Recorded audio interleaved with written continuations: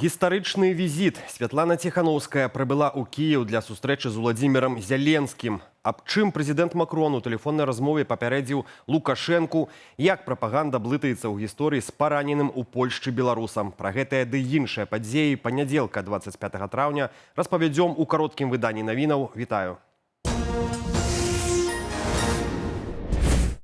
Візіт, які так доўга адкладалі. Святлана Ціхановская разам з дэлегацыяй беларускіх дэмакратычных сілаў раніцаю прыбыла ў Кіеў. У планах сустрэча з Уладзімірам Зяленскім, украінскімі палітыкамі і беларусамі Украіны. Падрабязнасці візіту ў майго калегі Сергея Пелясы, які прыехаў у Кіеў тым жа цягніком.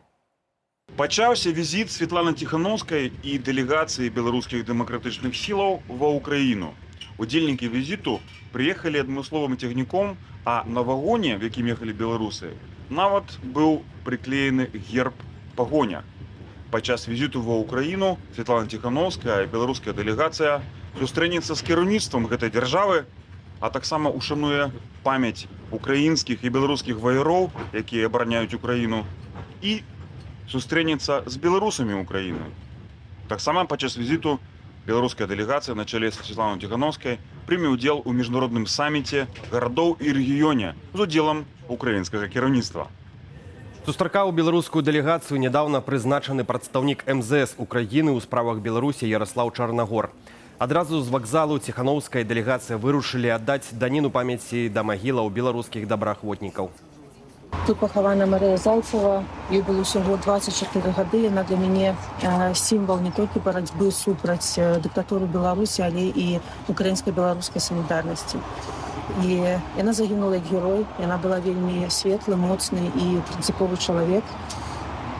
І яна для мяне сімвал новых беларусаў і людзей, якія разумеюць, што лёсы Беларусі і лёсы Украіны ўзаемазвязаныя. На сёння запланаваная сустрэча з кіраўніком вонкава-палітычнага ведомства Украіны Андрэем Цыбігам. Перамовы ж Святланы Ціхановскай з Уладзімірам Зяленскім, як чакаецца, пройдуць у аўторак. Усе падрабязнасці візіту наўпрост з Кіева ў наступных выданнях навінаў на Белсаце. Тым часам прэзідэнт Францыі Эмануэль Макрон учора асабіста патэлефанаваў Александру Лукашэнку. Як паведамляе французскае інфармацыйнае агенцтва «Франс Прэс» са спасылкай на крыніцу ў атачэнні лідара Францыі, ініцыятарам размовы выступіў Парыж. Званок стаўся рэакцыяй на беспрэцэдэнтнае вайсковае напружанне апошніх тыдняў. Макрон наўпрост папярэдзіў кіраўніка Беларусі аб сур'ёзных наступствах і рызыках у выпадку далейшага дазволу ўцягваць краіну ў расійскую вайну супраць Украіны. Акрамя гэтага, бок Елісейскага палацу заклікаў Менск зрабіць неабходныя крокі для паляпшэння дачыненняў з Еўропаю. Рэжым адрэагаваў на гэтую размову вельмі сціпла. Прэс-служба дыктатара пацвердзіла толькі сам факт абмеркавання рэгіянальных праблемаў. Гэтыя перамовы сталіся першым дыялогам палітыкаў з лютага 2022 года. Папярэдняя размова адбылася праз 2 дні пасля таго, як расійскія войскі выкарысталі тэрыторыю Беларусі для поўнамаштабнага ўварвання ва Ўкраіну. Тэлефанаванне Макрона Лукашэнку сталася ў тым ліку рэакцыяй на нядаўнія беларуска-расійскія супольныя ядравыя вучэнні, мяркуе палітычны аглядальнік агенцтва «Позірк» Александр Класкоўскі. У эфіры нядзельнай студыі «Белсат» ён выказаў думку, што мэтаю такога трэнавання у першую чаргу і было такое псіхалагічнае ўздзеянне на заходніх палітыкаў. Дакладна невядома, ці ёсць ядравая зброя на тэрыторыі Беларусі.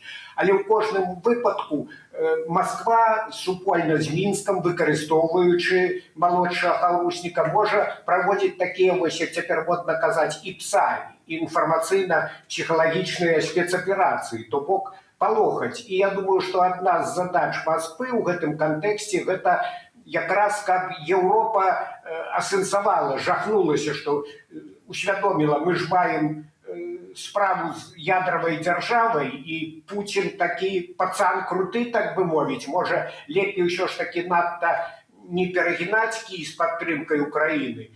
Так што вось я думаю, што такі псіхалагічны эфект, ён у кожным разе, канешне, прысутнічае. Агентурная сетка рэжыму, што дзее за межамі краіны, налічвае больш за 100 супрацоўнікаў КДБ і ГРУ. І ўсе яны працуюць пад дыпламатычным прыкрыццём амаль у 40 краінах свету. Пра гэта ў сваім маштабным расследаванні распавядае аб'яднанне «Белпол».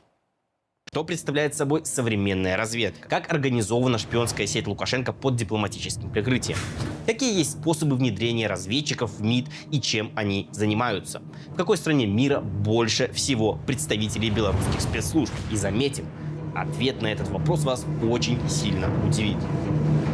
Паводле аўтараў расследавання пад выглядам дарадцаў, сакратароў і аташэ схаваныя рэальныя афіцэры спецслужбаў. Сярод іхных асноўных задач выведка, сачэнне за беларусамі ў эміграцыі, ціск на дэмакратычныя сілы, а таксама дапамога рэжыму ў абыходзе міжнародных санкцыяў.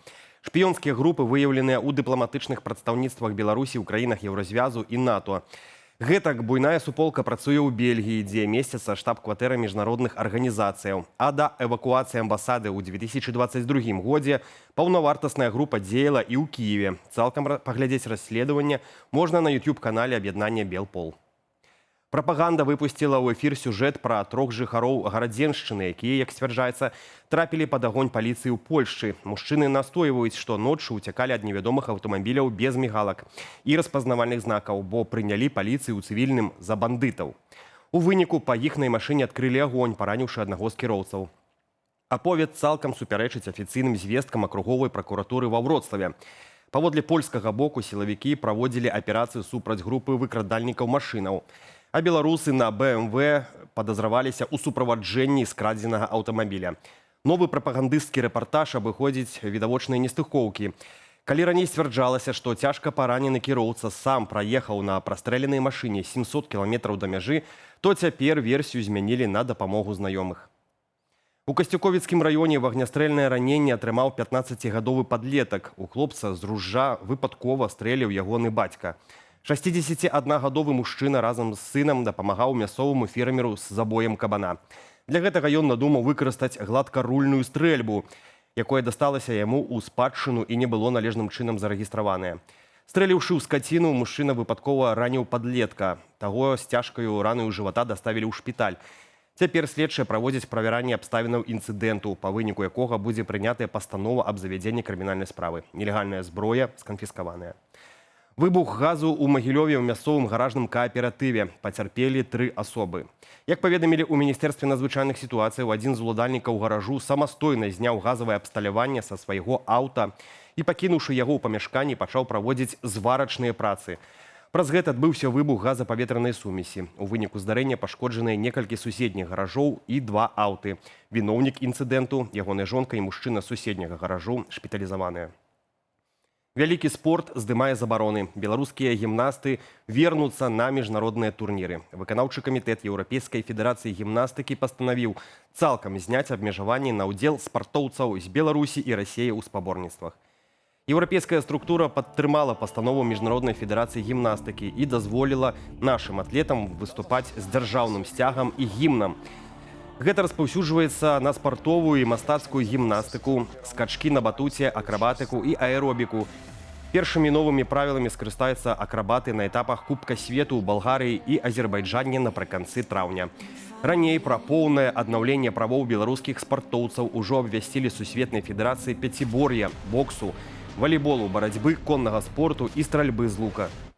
Больш падрабязна пра падзеі дня распавядуць мае калегі ў вечаровых выданнях «Аб'ектыву» і студыі «Белсат». Каб не прапусціць галоўнага, падпісвайцеся на соцсеткі «Белсату». Стаўце лайк і дзяліцеся думкамі ў каментарах пад гэтым відэа. Такім чынам вы дапамагаеце прасоўванню незалежнай інфармацыі. Аднак пры гэтым не забывайцеся на захады ўласнай лічбавай бяспекі. Беражыце сябе і заставайцеся з «Белсатам».